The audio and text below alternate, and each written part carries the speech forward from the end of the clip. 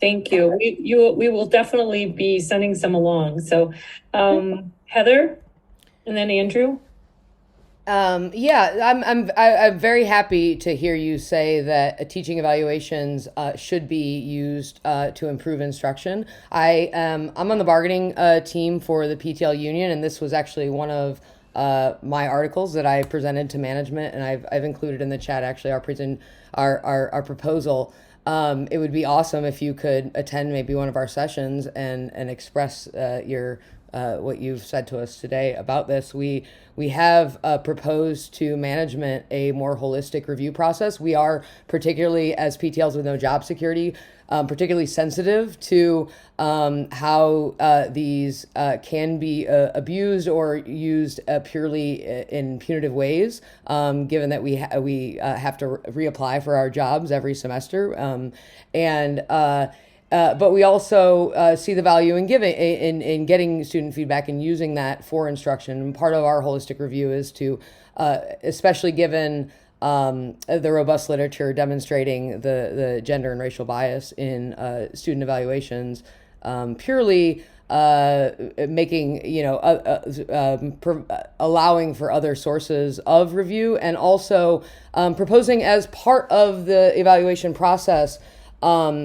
A feedback loop, which is not just to not rehire or fire or punish instructors with less than ideal reviews, but rather provide them with support to take those evaluations into consideration and use the resources that Rutgers has to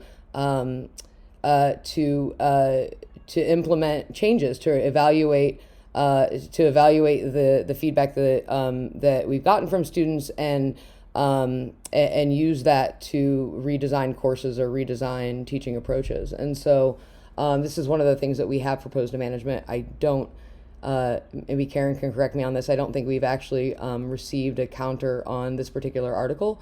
But again, it would be great if you could join one of our bargaining sessions and reiterate what you've said to us today, because this is absolutely what we're pushing for, is to move the practice away from using these evals, especially for PTLs. It seems to be more or less when they are used, they're used in a punitive way rather than in a way to inform and improve instruction, which is exactly what we want.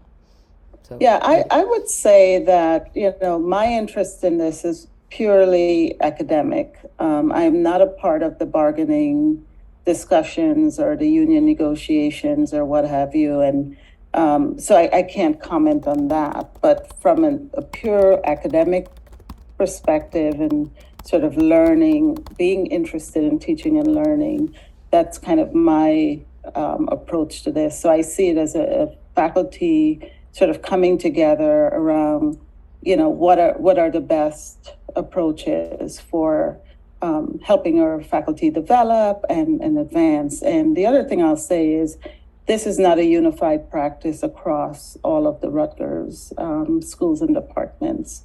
There are some departments that do exactly what you're suggesting, Heather. They have more of a supportive and developmental approach to their faculty. So it's uneven. And, like everything at Rutgers, we've got to get better at coordinating and being on the same page with things. So good luck with your process. And I do believe that we have a teaching and learning conference that we've sponsored with Faculty Council in the past. And this may be one of the issues that we take up as a group. I'm sure the faculty will be very interested in it.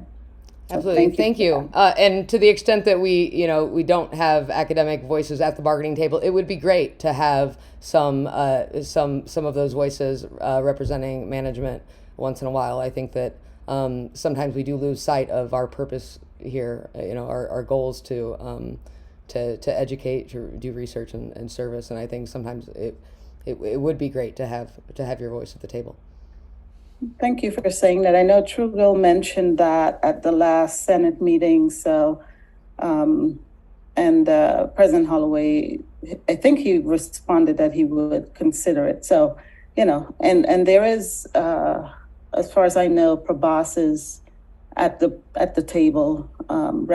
Oh, he's not? I Okay. haven't seen him in any yet. No. Yeah, so, but point noted, definitely. Thank you. Good. Thank Thank you. you. Thank you so much.